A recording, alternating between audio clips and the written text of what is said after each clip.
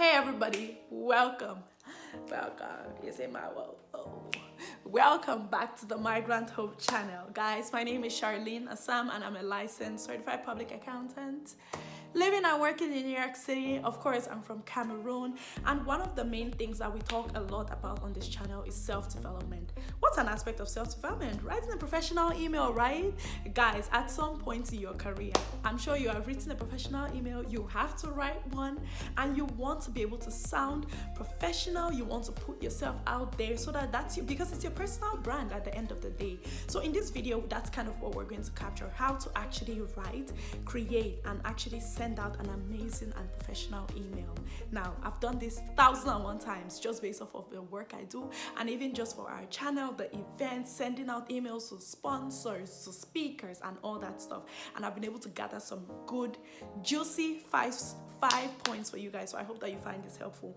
Make sure that you like, make sure that you share, and most importantly, you want to subscribe to our channel so that you don't miss any of this juicy content. I hope that you guys find this very helpful, and without further ado, let's jump into the video, shall we? So the first thing that I would say, which is absolutely important, ladies and gentlemen, when you send out a professional email is your subject line actually matters. A lot of times I would see people send out an email and it's like, greetings.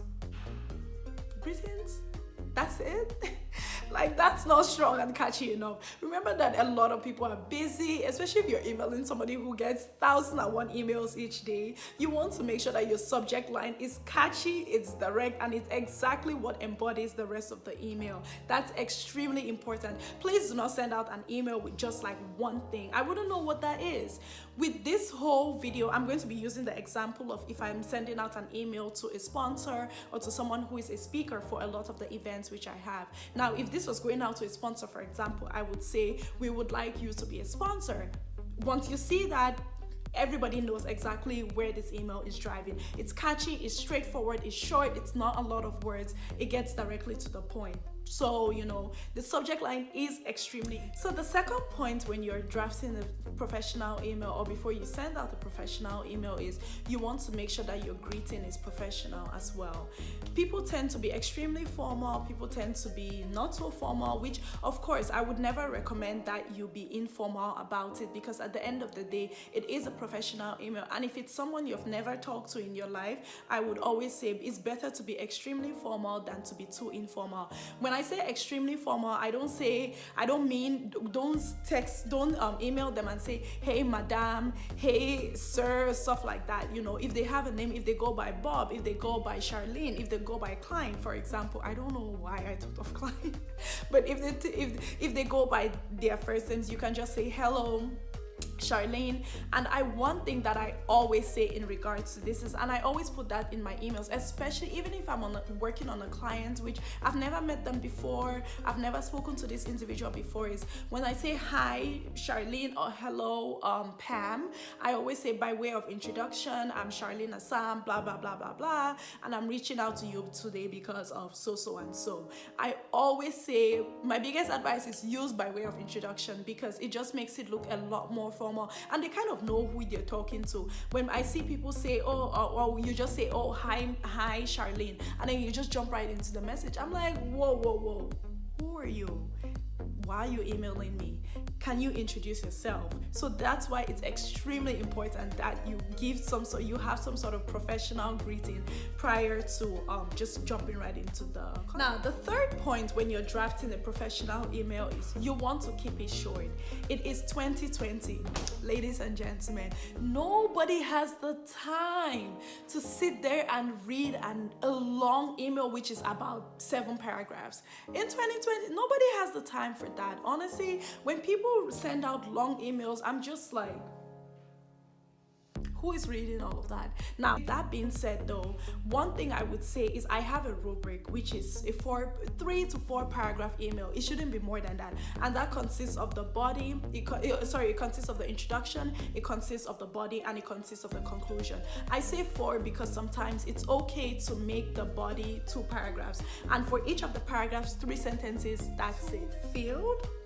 Leave that to the last thing you do before you send out an email after you've proofread the email, because a lot of times you can put the to Charlene Assam blah blah blah at yahoo.com, for example, but then your email itself, you still have to proofread. Sometimes you may have grammatical errors and all of that, so make sure that you leave the to, you fill out the to, the person's professional email, make sure you leave that till the last piece, because a lot of times you don't want to send out an email before you're actually ready to do so. And the good thing about Google is you can actually undo the email, but you have to do it within a number of seconds of when it goes out. So you want to make sure that you fill out the to as late, and that should be the last thing that you send. Now, the last point that I would say is make sure you close out the email with a strong action point or a strong call to action. So usually, if I'm still going with this example of when I send out an email to my speakers or people who I want to be sponsors, I say, I'll be very happy to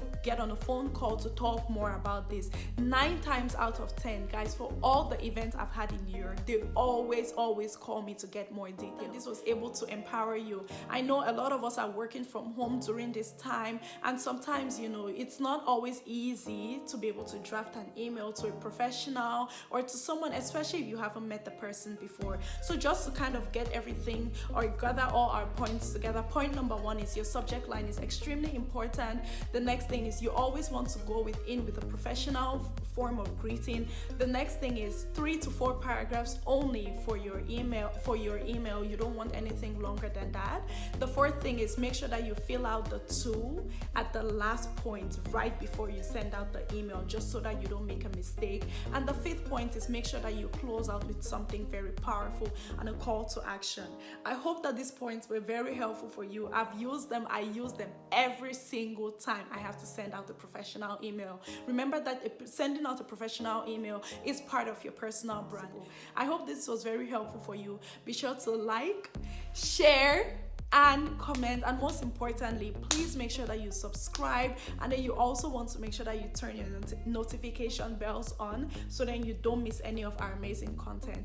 I hope this was very informational for you, and I hope that you guys use it and apply it. Thank you so much for tuning into the Migrant Hope, and have a wonderful day ahead.